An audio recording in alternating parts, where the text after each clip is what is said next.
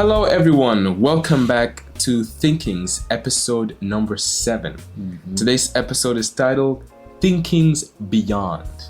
And we will be going over some philosophical and very deep questions. And by the way, we asked ChatGPT to give us some questions. These are questions from ChatGPT. They were generated by ChatGPT based off of what we thought to put in there. What did we ask ChatGPT? Okay, the first question was...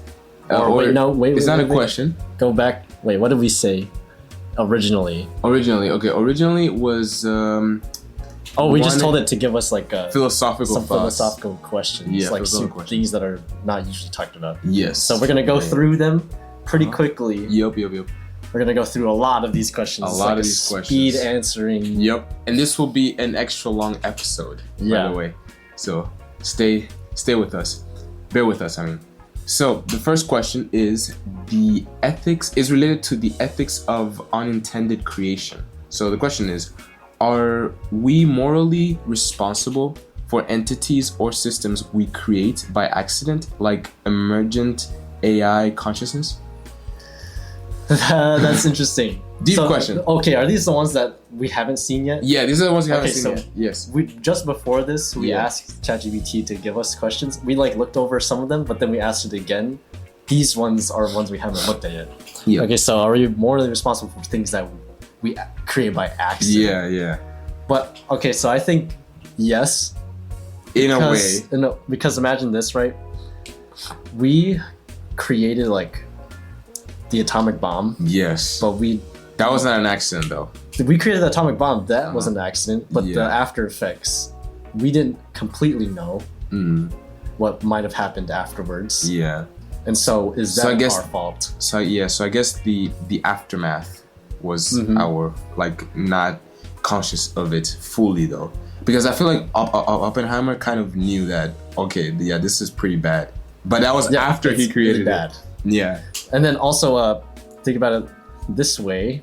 Imagine we can imagine the possibilities and risks of creating something AI consciousness. We can talk. That's something that people talk about, and it's something that if it became a bad thing, it would become really bad. Yes. We should be responsible for taking care of it because it's something that can possibly be a risk in the future and something that we are actually aware of. Yeah. There's a lot of fear. People fear a lot. Well, things maybe because AI could take over jobs. If you train AI to do specific things, like the machine learning stuff, it won't probably need humans to sort of follow its process of just understanding or just learning things. And then it's things that we don't mean to happen can create accidents, but we do need to fix those accidents because we do make mistakes. It's the same as imagine creating actually a new disease on accident. That's something you need to fix now.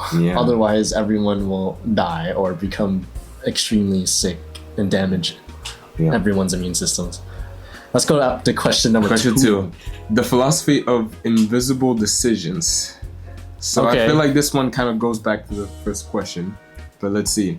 How do seemingly insignificant choices like daily habits shape our identity and moral character over time? So our routine. How does our routine play a part in our creating identity? In our identity, well, it plays a big part, I think, because of course habits tend to build up certain things over time. Make a lot. Who we are. If I don't get good sleep every night, especially certain routines actually have a lot of routines have a direct impact on your health. And so your health can influence who you are because of how you react to different things. So I know if I didn't get enough sleep, if I didn't think sleep was important, I would definitely be a different person mentally. Yeah, sleep is very important. Yeah. Also, if you are trying to, if you go to the gym or something like that, and let's say you're not putting in your time, you might not achieve the results you want. So in a certain way, your habits are definitely play an important role in what your end goals are. So let's talk about like the really small things, like things that are like routine, but we don't notice them as much. So things like pushing a door open. Pushing a door open or slamming a door unintentionally every time you go through a door. You've probably done that a lot of times. Does that kind of action shape our identity? Yeah. I feel like I feel like part of our identity comes from how other people view us. And so some of the things that we don't intend to do, or a lot of the things that we don't have a self-awareness about, other people might notice. And a lot of, I know for sure, like smell. If someone doesn't smell good, like you're not gonna be able to smell yourself that much. No, but other people will. But there's also a question though. You might be used to your own smell. I know. But other people, when they see it, they're like, dude, take a shower. That might not be part of like your personal identity, but your identity in terms of within groups your, of people, habits, people would know you as the stinky person. So let's move on to the philosophical question number 3, the paradox of selfless legacy. So can a truly selfless act involve trying to leave no trace or legacy behind? What? Wow. Wait, can a truly selfless act involve trying to leave no trace? What does this mean? So so this says something. So White's novel contrasts traditional views on altruism with the idea of leaving no impact at all. So like, is this technically saying that if you do not like, okay, let's say that you're trying to be a hero. Will no one remember you if you're trying, like, let's say you did an act for the whole entire human race, and let's say that this act saved everyone, but they did not know who you were. I think that's what this is kind of saying. Can it involve trying to leave no trace? I think it can. It could, yeah. Because selfless gestures you are not trying to get anything out of it. No. And other people might just take for granted that action. So like you could legit you could give someone extra or like donate money and no one really notices it because it's within a whole pile of other people's donated money. At the same time. There's also a thing, if you donate money, you might be an anonymous donor too, and no one will know it was you. I mean, I don't know. I think maybe some people will try to do that because they might not want attention, or they don't want to. They might not want people to see them as a person that, oh, they're doing this because they want to be seen as a good person. And that's what the act of maybe The weird thing about the legacy part of this question is like, if someone does something good, will it inspire other people to do the same thing? I feel like it's weird sometimes to think about if someone did something good for someone, and it wasn't, like that act will not happen again. That's like a weird part of the question. That's like. What do you mean legacy? I mean, if we see as like just what you reference of like people, if they are inspired by the act that someone did, sometimes I guess if people get inspired, they might not leave the same legacy as the other person probably wanted to leave. But again, that other person is not known by others, so you will probably leave no trace or like legacy behind anyway, because the people might not know that it was originally you who came up with this act. So, but the fourth question, the temporal bias in moral judgment. Do we unfairly judge past actions by present moral standards, and if so, how should we adjust?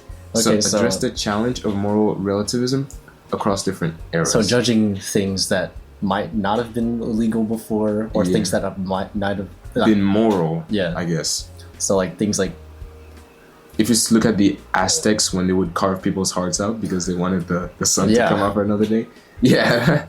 Well, I guess that was... Should we judge that based off of our standards now? I guess we can, but we need to understand that was a different culture back then, and people did not have... Maybe they didn't understand the concept of rotation, and maybe the sun, the earth is spinning around the sun, pretty much. And maybe they, I guess religiously or culturally, they were like, okay, since this is such an important event in our life and our daily activities or just our daily life, this is probably very, very important, so it requires a major sacrifice for it to happen again.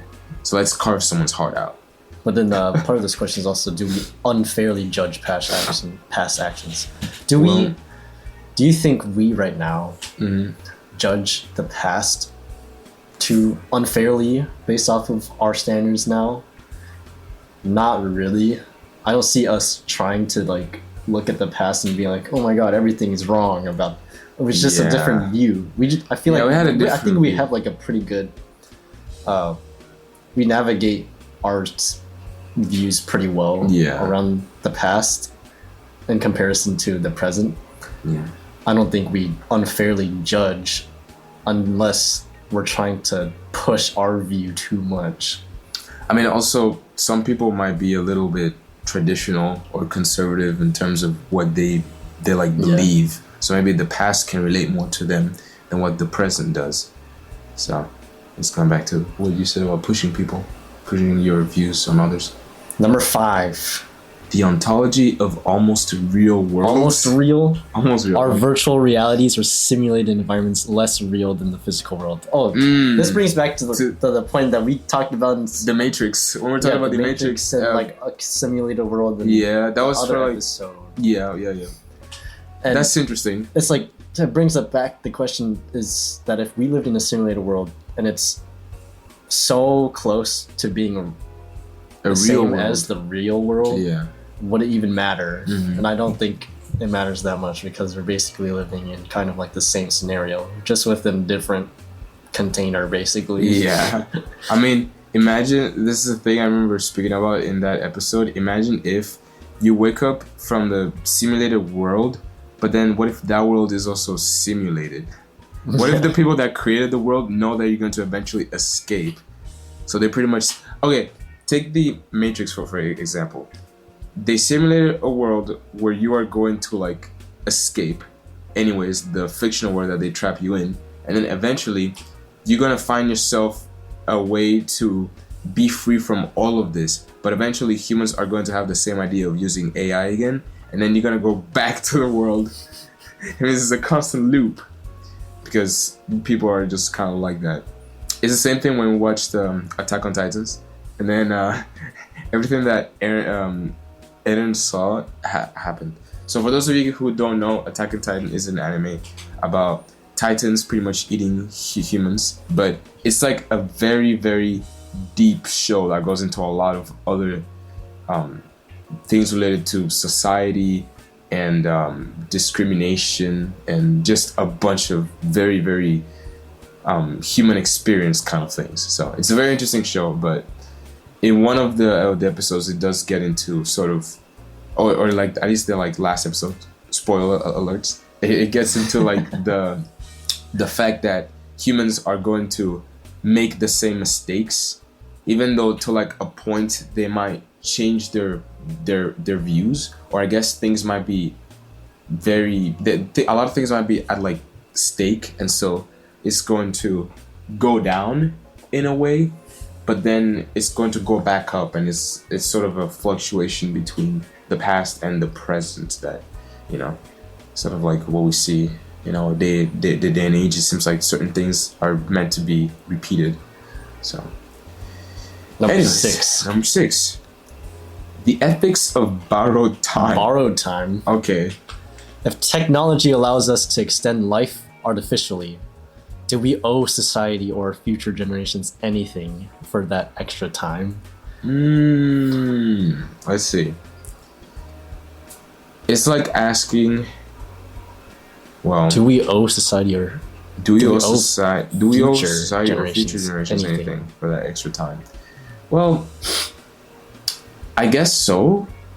Wait, is it I'm not sure. Do we owe the future generations, or future generations owe us, the older generation? That's true, because we created it.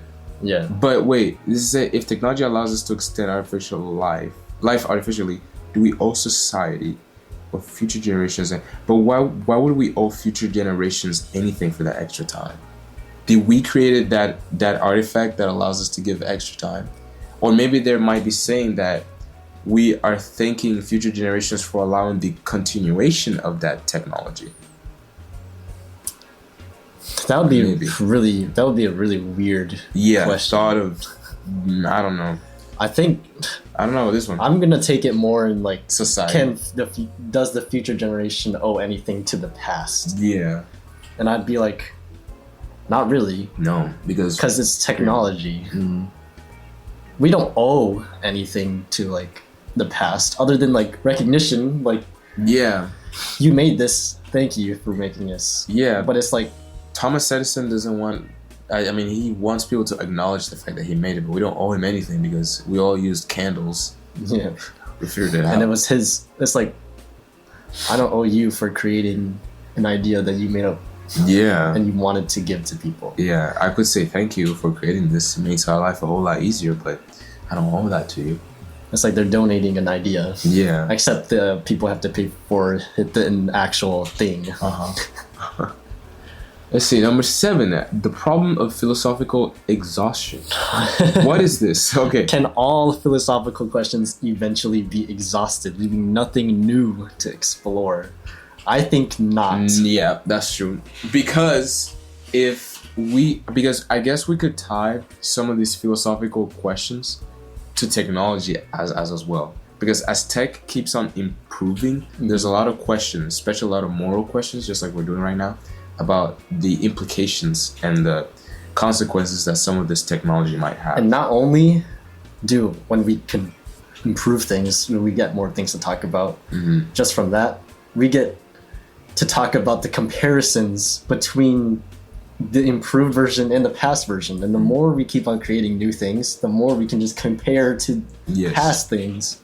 And then that by itself, we can compare that process to other things too. Yes. So it's like an infinite loop of stuff. It's an infinite loop.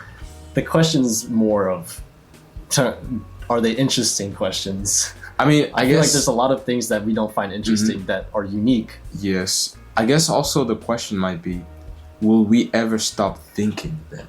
We will never stop thinking. No, because never, there's a lot. We will never know We'll never know everything. We'll never know everything, or we will never know everything at a certain given time either. Yes. Because like I don't know everything about history, math, art. Exactly. So and I always have questions about that. Yes, and I mean, let's say that people forget their history too. Then you have to relearn. You have to relearn all that stuff, and we will always have questions. The future generation doesn't spawn with knowledge of what happened in the past. Exactly, and they also don't just spawn in like a void.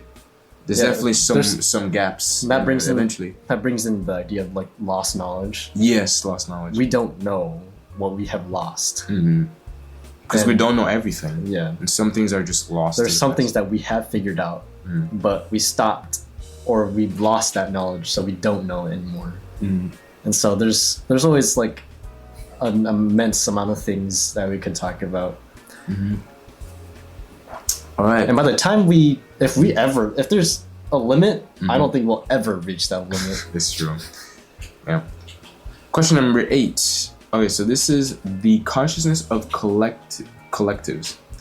Can groups like corporations, nations, or ecosystems possess a form of collective consciousness or morality? No.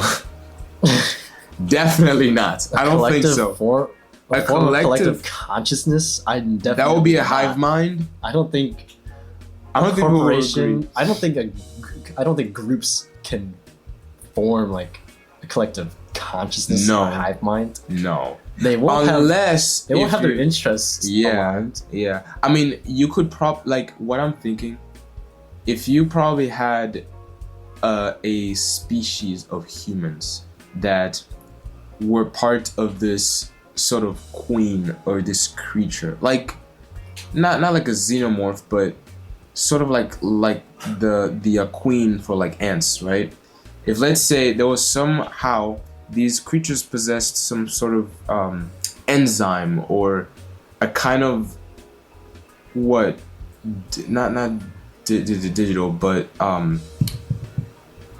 biological footprint or something like that allows them to connect to each other like that, then maybe they could be a collective consciousness. But when it comes to the real world, I don't think we can do that unless we could maybe plant chips in our brains, and then we, then we could definitely. Then groups would have a collective consciousness. But then, who would be the center of that collective consciousness? No, unless there is like, but that is also the thing.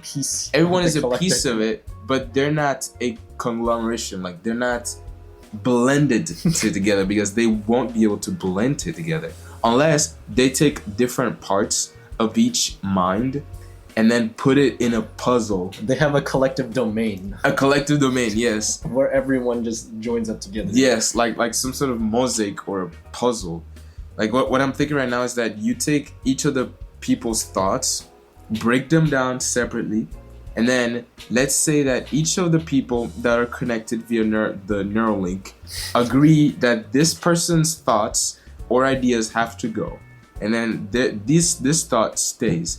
You do that with maybe 7 people, create some sort of algorithm that combines them, all ideas together, and form just one mind. Because one agrees, they can agree on certain things and they don't agree on others, creating a harmonious collection of mind or brain. Hot mind. It's funny.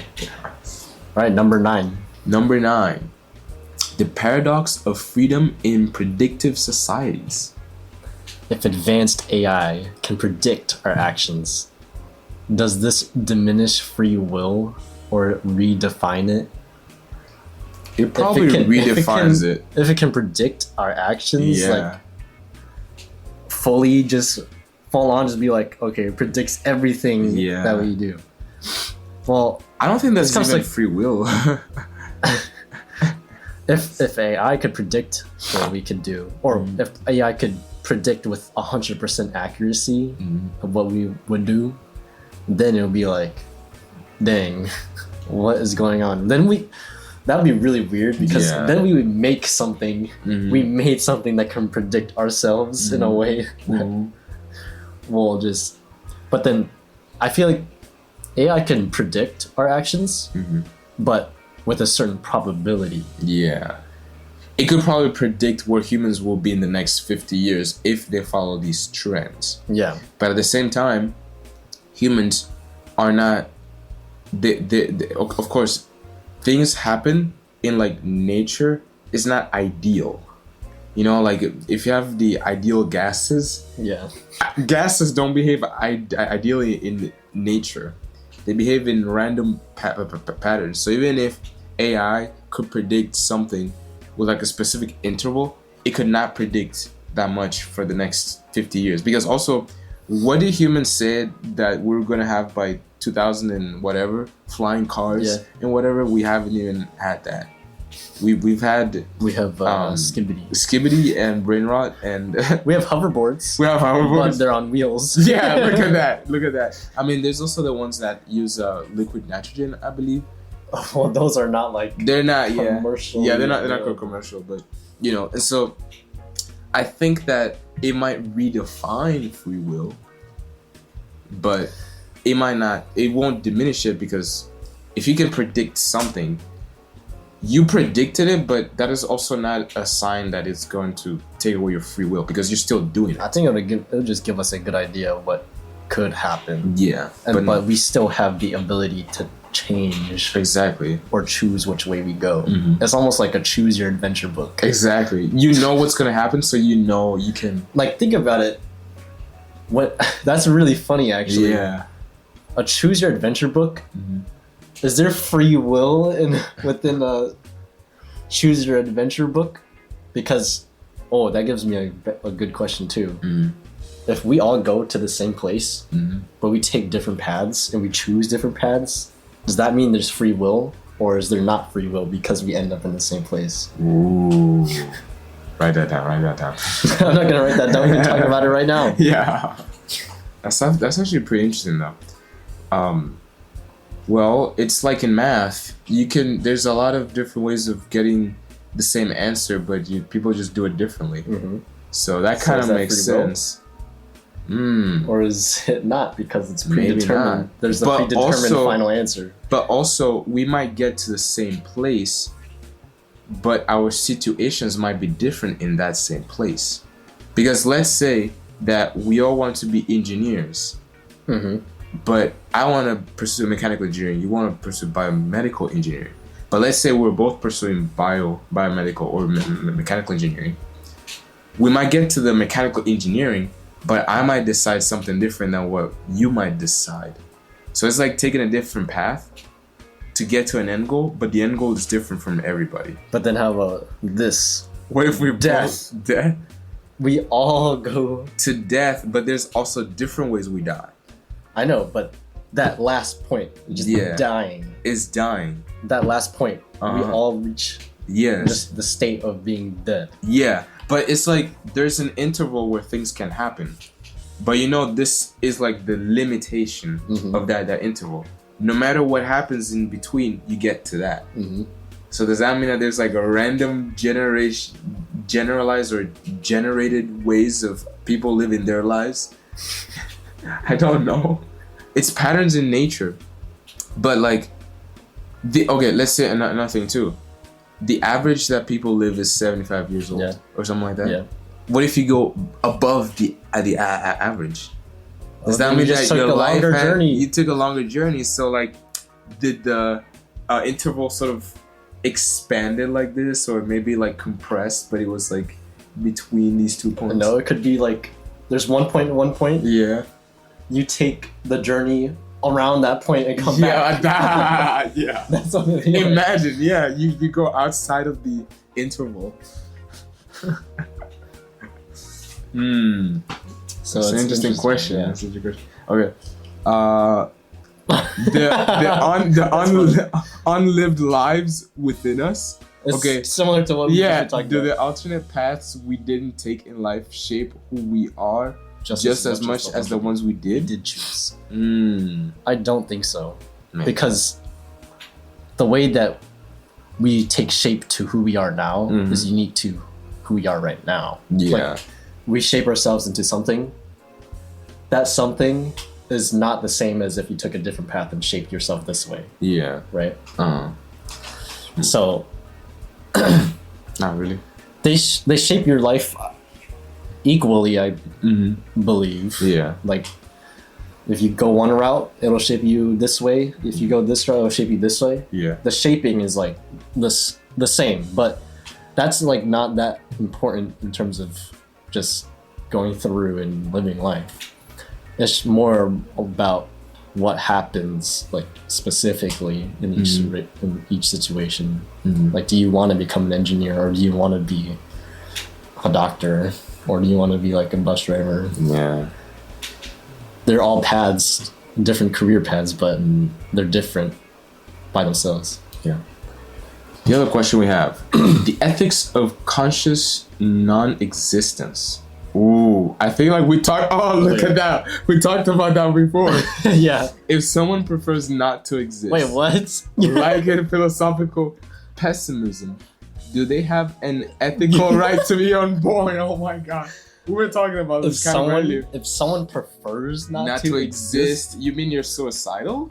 Do they have an ethical right to be unborn? Well, you can unalive yourself, but not unborn yourself. Yeah, how do you unborn yourself? Like, I don't know. I want to go back in, Mom. I want to go back in. I feel like your mom has a say. Yeah. Your parents have a say in whether or not you should be unborn if that was possible. Well, I don't think that's entirely possible. Prefer not to exist. Prefer like not to exist. That's like a crazy thing. Yeah, like, you don't want to exist. Yeah, that's like you're not even like dead. No, you're just like you never experienced. Not there. Yeah, you were never part of this universe. I mean, people kill themselves. That is true, but it's not a thing of unborn. That's not unborn. That's just unaliving yourself. It's different.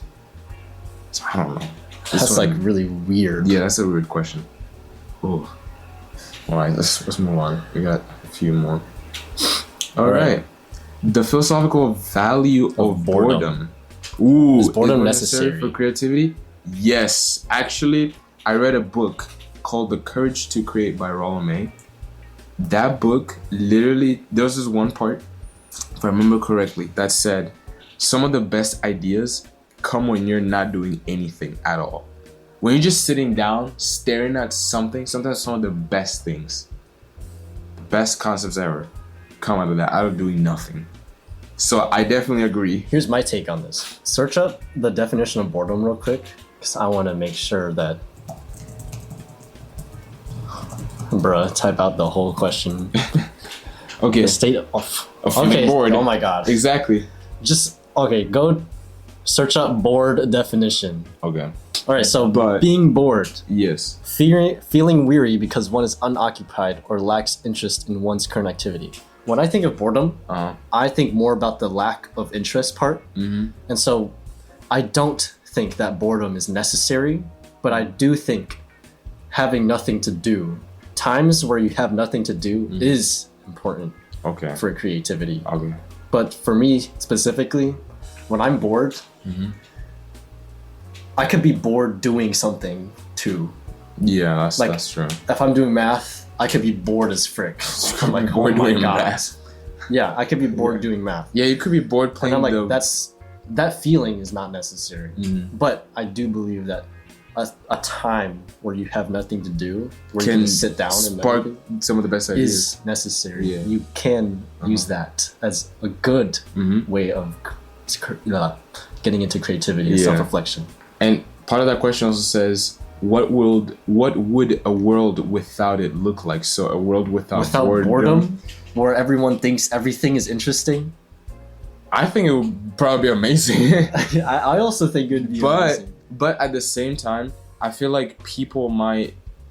I don't know if people would notice the little things though. Because if you're constantly doing something, you might miss something small. Because if we're talking about boredom, that's like... If we were taking out spaces of time where you were doing nothing, if you take that out of life, we would miss a lot of things. Like, also, I think that if people were to do that, they might get tired a whole lot faster. Because imagine if I'm sitting down, and even if I'm like sleeping, and I think something interesting, and I just wake up and start doing it. I will not sleep. So I think that would be pretty bad. Yeah, life as a person with like ADHD. Yeah, exactly. Terrible. Exactly. Okay. Or maybe it might be better. It might be better. I don't know. If you want to do stuff all the time. We have almost a minute to move to the next point. But let's see. The ontological status of fictional characters. Do fictional characters have a form of existence in our collective consciousness? Does that matter? I think they exist because we made them. Yes. They don't actually like exist as real people. No. But what if they exist in another world? But somehow we know of their existence. Then I guess our consciousness is related to the great multiverse. The great beyond of everything. The moral. Okay, let's go. Okay, let's finish. Yeah, let's finish with these questions. The moral implications. The moral implications of artificial pain. That's pretty bad. If we gave AI, like if we were to give robots, machines pain. Oh, dude. I think that is next level like, human. That's next level evil. Yeah, that's very evil. If we give machines the ability to feel pain, that means we want them to be able to feel pain. Yes. Does that mean that we probably want them to be human? Because one of the things about being human is feeling pain. But is that talking about like physical pain or mental, like being heart? You know what'd be funny? Broken? Well, not funny, but like you know what'd be crazy? If we gave them pain as a deterrent for them trying to be better than humans. That is crazy. That would be very evil. Like we start shooting them. They feel pain. Wait. What if they find a way to override that though? If they found a way to override pain, yes, then I guess we're cooked. Yeah. They'll be unstoppable. They'll be like Terminators. But what if that way is painful? It would be like the same as like ripping out our nerves. Yes. What if feeling no pain is much more painful than feeling any pain at all? That would be crazy too. That would be crazy. That would be if we gave them emotions though. Yeah. Then that would be crazy. What if they eventually come to realize that feeling pain is very important and they don't want to like get rid of that? What if they find joy in pain? You have like a masochist robot? I don't know. Alright, okay. Last one. Yeah. The ethics of inevitable harm. Oh my gosh. Are we morally responsible for harm that is unavoidable, like participating in an imperfect economic system? Harm that is unavoidable. Are we morally responsible for? I think it's inevitable. Experiencing harm definitely. I don't think we're responsible for it. No, we're not because responsible. If it's inevitable, we can't do anything about it. Mm-hmm. I mean, but does that sometimes could mean that we can't do anything about it, but it is, I don't know, something that, well, definitely something that we cannot really escape. I don't know where my thought was. Can't even. We cannot. If we start doing something, even do that, and it turns out to bring harm, then our responsibility is just to stop doing it. Yeah. But if it's inevitable, we can't stop doing it. Yeah, we can't stop doing it. Oh. Well, those were the questions that we went over right now. Wow, that was crazy. Now we wanted to reserve time to go back onto some of the first questions that we kind of asked before. These are things that we were looking at before we started this episode, and so we are gonna go. I'd say pick one question, that you really want to talk about, and we'll talk about for the rest of the episode. Yeah, let's see. So let's see which ones are emotional paradox. Also, remember I have these like general ones that I wrote. Okay. I mean, like some of the things we talked about, or some of the things we thought about, were encompass multiple things, and so like the idea of this one. I guess we could just go over these ones. Right? All right, let's go over these. Okay, so the first question was like, would people be willing to die in order for the next evolution to advance because of our hindrance? So yeah, that was the question that was tied to higher beings. Yeah, so like if we like evolved into something superior, if we really fast and suddenly we're able to evolve like really quickly, and there's like a separation between like the better humans and the humans from before, would the prime humans be a hindrance to the like, new humans progression? Because like imagine like these new humans have like senses that we didn't used to have before, and because of that we can use new technology and things like that. They would have to worry about then the past people too, because some of this technology might not apply to the past or prime humans. I mean, it also sort of tied into the thought of evolution, right? Because I was mainly thinking about, you know, like the theory of evolution, how we came up from like apes and all that, and how we like evolved to be like humans, and there were all the different groups of humans, right? And so it kind of made me think of how is it that humans put apes in like cages and in, you know, in places that to us they're not right, because we see an ape as sort of an inferior being, at least in terms of intellect, because apes are pretty strong, like physically strong. And so there's the thing with like evolution, one thing is sort of better than the other. And we were thinking of Planet of the Apes, because the apes in Planet of the Apes have both the mind and the body. So they're pretty much way better than humans. You know, then what happens to the humans? What happens to the humans? Yeah, so is it just because something is inferior intellectually, I guess, does it not have any value? Because we're talking about something that existed before. It's like should we then honor our elders because they're older and they came before? Well, we take care of people. We take care of people, so does that mean no longer like actively and functioning? Yeah. Society, like our workforces. Yeah. We still take care of them. Yeah, but that doesn't make them inferior because they still have value. Mm-hmm. And if they don't have like immediate value, they're still a like an account of the past. So it's something that people can go to just learn from the past, which I think is very important, because learning about the past is an important thing to just learning how to not make the same mistakes in the future, pretty much. So I think that the higher beings should not get rid of the lower beings. Imagine if like Neanderthals still existed like right now, like I'm like as if they from like way in the past. What if those Neanderthals existed now?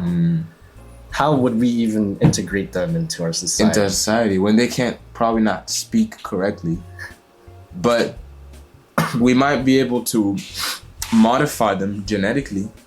Oh my god, that would raise so much ethical concerns. Yeah, but it's like we're experimenting on Neanderthals, but like what if that was the only way for them to be integrated in society? Well, that would be crazy. Because then for like us, then they would have to experiment with us so we can be integrated in society as well. But what if we had the choice of what exactly we want for them to integrate in us? So maybe the Neanderthal probably wants to have the mind of an 18-year-old, but he wants to still retain its like physical. It probably doesn't want its whole like frontal what's it called? I don't know. The front part of your like brain, the frontal lobe? The prefrontal cortex. Yeah, the prefrontal cortex fully developed. Maybe they don't want to be 30. Maybe they want to be 18 for the rest of their lives and be strong. So what if the older humans just want to be who they are, and they just want to live a normal life? They probably don't want to be enhanced, or maybe want to have the ability to fly or survive in the vacuum of like space or something. So different questions. Anyways, let's quickly move to maybe other stuff. I wrote non-experiences. Non-experiences that had to be tied of like not being born. Maybe potential beings. No, definitely it was written down somewhere. Wait, I think it's further down. Look. So non-experiences, just stuff that unchosen identities, just right there. So there's like the existential value of unfulfilled potential. Yeah. Yes, this one was about something. So does having potential, even if never realized, give life meaning or worth? So this one was like, okay, having potential gives definitely, I think, gives it some kind of meaning and worth, but I do not think it would give it the same meaning or worth as something that's already in that fulfilled that potential. Like because we were talking about like, if let's say you had the capacity to have a job, you have the potential to have that job, but does that doesn't mean that you don't have any value because you don't have that potential. You can fulfill that potential, because at the end, the way society goes, we invest in potential, right? If for things to be great or for us to advance in certain things, we don't invest in the end goal because the end goal isn't there yet. So I think potential is very important. This is the one that the philosophy of non-experience goes to non-experiences. Yeah. Things that. So the question is, what can we say about experiences that can never be had? Like seeing an impossible color. So things that we literally cannot perceive or anything. That's when we were tying into an alien civilization that can see physics. Yeah, like, what if legit an alien could see gravity, and we need math? Like, our tool to see gravity is math. Yeah. But there's a lot of calculations and everything, and we don't even know what gravity totally is. But what if there's like an alien species that could see gravity? They'd be more in tune and be able to probably observe it and create better technology based off of their own senses. Their like senses in comparison to ours, where we can only just physically touch things and physically observe things. And so it's kind of like, imagine being able to see like seeing colors. You hear colors and you. What if you could see like gamma rays? Yeah. I can hear I could hear brown, and people can do that. Yeah, I know people can hear colors and see what sounds, smell in color, taste in color. You can smell red. What does red smell like? But yep. And then, this one was pretty nice. Yeah. Where do thoughts and imagination sort of come from? Like when we think of something, or when we create a thought or imagine something, like I imagine an apple in my hand, and what location does that go? Where's that piece of? It's like in my head. Yeah, but where in my head does that be stored? Yeah, because if like it's not physical. Yes, but the thing is that if you thought of like a large space, it's true that the human mind cannot fully comprehend that or fully, think of let's say you think of the whole universe. We can't comprehend that. But going back to the thing of the apple, we can picture an apple, or we can picture something in our mind, but then we can forget what that thing was. It's like the human brain has a specific capacity to process these images. So then the question is the human mind part of a server that is connected to all other human minds? Yeah. And all of our thoughts and imagination just go to that server because our brains don't have the space, the terabytes of to like. We definitely have more than terabytes. Yeah, we have a lot of space in our minds. The weird thing is, we have a lot of different ways of imagining things. Yeah. Like, I can imagine an apple in my head. Yeah. Just mental imagery. I can imagine an apple like in my hand. Yeah. So that's like already two different kinds of like imagination. I can project a mental image and imagine something in my hand. I can imagine something in my brain. I can imagine the taste. You can imagine the taste because you know the taste too. And then I can imagine sounds. The sounds of the apple, even though like there's no sounds going on. Yeah. So it's like, with our imagination is propelled by something in our brain, and our subconscious also is another world of what in the heck is going on. Yeah. Where does all of those thoughts come from? There was I remember a TikTok video I saw where someone said, what if when people fall asleep is like a break from the servers being used? Because what if other people are connected to the server and then they need to take a break so other people can use them? Which then ties to the idea of us being a simulation, because you have to run a lot of energy, a lot of power, and a lot of space to run everything all at once. So if I think about imagination again, like the way our imagination is super flexible. Like, again, I can imagine an apple. I can imagine an apple this size and shrink it down so that it's like floating above my hand. Yeah. And what mechanics in my brain allow me to imagine an apple and shrink it down here and then move it like over here? Yeah, exactly. It's like I'm playing the Jarvis, I have Jarvis right here. Yeah, Jarvis is like there's an apple right here. Yeah, put it right and I'm there. like,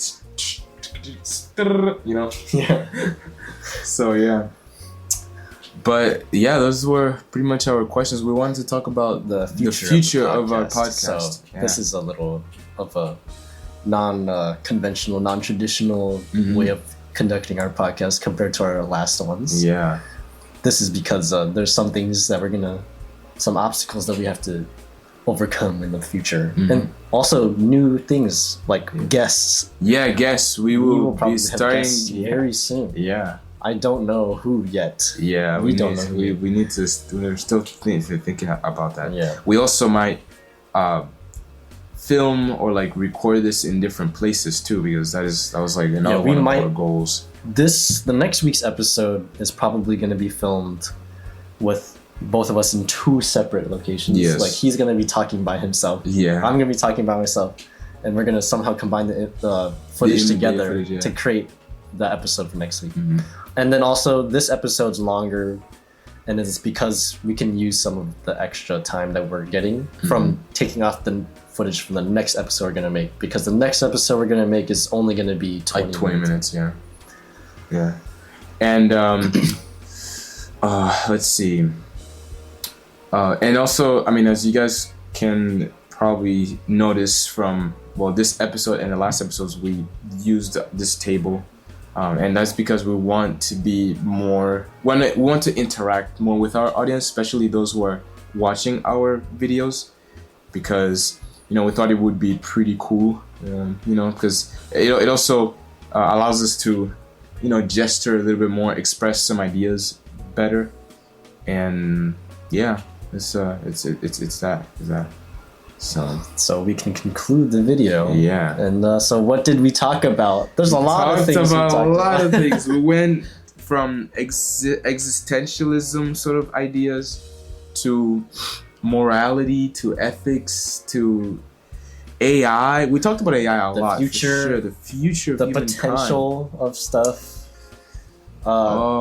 We talked about what we do. Yeah, what we do. What we don't do. What the consequences are. What part of our brain allows us to think about some of these imaginary like concepts or things like that.